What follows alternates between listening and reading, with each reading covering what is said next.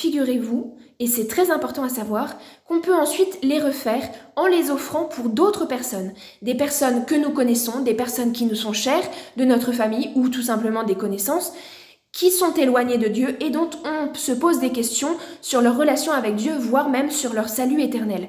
Eh bien, nous pouvons offrir pour eux les premiers samedis du mois et les premiers vendredis du mois. Et en fait, c'est même mieux que ça. C'est que non seulement nous cherchons à consoler Jésus pour eux, en lui disant « Je te demande pardon, Seigneur, du mal que cette personne commet », ou « Je te demande pardon, Marie, du mal que cette personne commet », mais nous les offrons à leur place. C'est-à-dire que les 5 premiers samedis ou les 9 premiers vendredis du mois que nous aurons fait pour telle ou telle personne seront comptés non pas à notre crédit, mais au sien.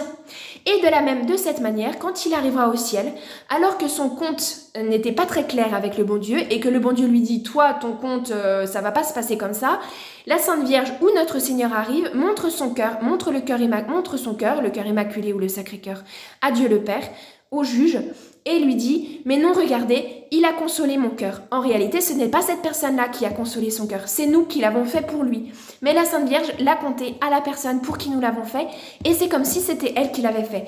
Et ainsi, nous pouvons espérer que Dieu aura pitié de lui et qu'il sera sauvé. Donc c'est très important de savoir que nous pouvons le faire ainsi. Voilà, je m'arrête là pour les premiers samedis et premiers vendredis du mois. Je vais terminer parce que l'entretien va bientôt s'arrêter. Je vais terminer sur quelques précisions que je n'ai pas dites encore.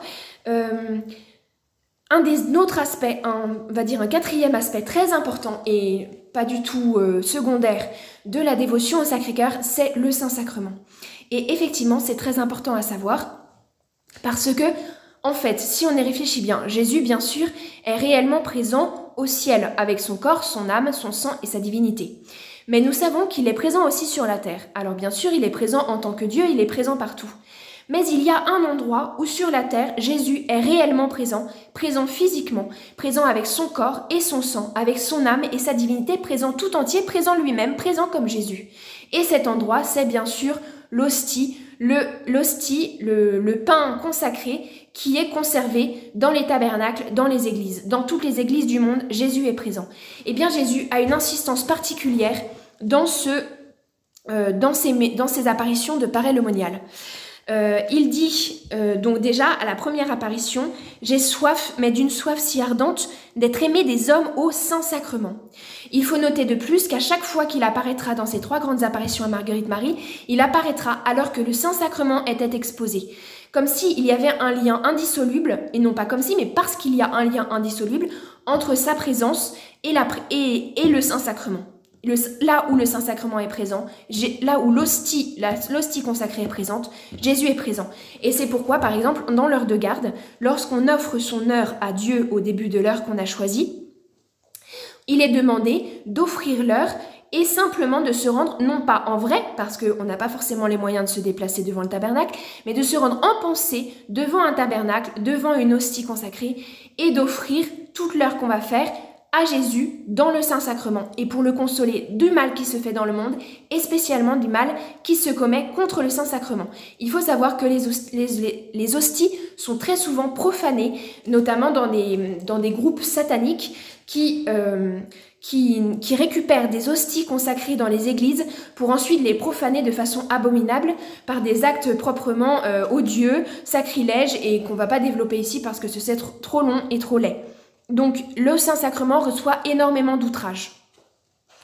Donc il faut bien retenir cet aspect du Saint-Sacrement parce qu'en fait, si on veut consoler Jésus, c'est là qu'on va se rendre, que ce soit en esprit ou en réalité. Et je vous encourage vivement à aller vous rendre autant que vous pouvez dans les églises pour rendre ne serait-ce qu'une petite visite à Jésus, comme on va rendre une petite visite à un ami. Mais si vous ne pouvez pas lui rendre ces visites corporellement, en vous déplaçant physiquement, n'hésitez pas à le faire spirituellement dans votre tête et dans votre cœur. Rendez visite à Jésus en lui disant « Jésus, je veux te consoler de tout le mal qui se fait sur la terre et spécialement de tout le mal que l'on fait expressément contre toi et contre tes hosties consacrées. » Je crois que... Pardon. Nous allons terminer cet entretien par cette petite conclusion. Dieu est Dieu, Dieu est plus grand que nous, Dieu est meilleur, Dieu est plus saint, Dieu est plus parfait. Et cependant, chose incroyable, Dieu se fait mendiant d'amour. Il vient demander notre amour Pourquoi mendiant? Cela peut paraître choquant.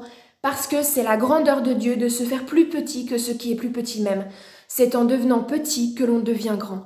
Donc Dieu se fait mendiant d'amour, il demande notre amour, il demande qu'on l'aime, aimez-le.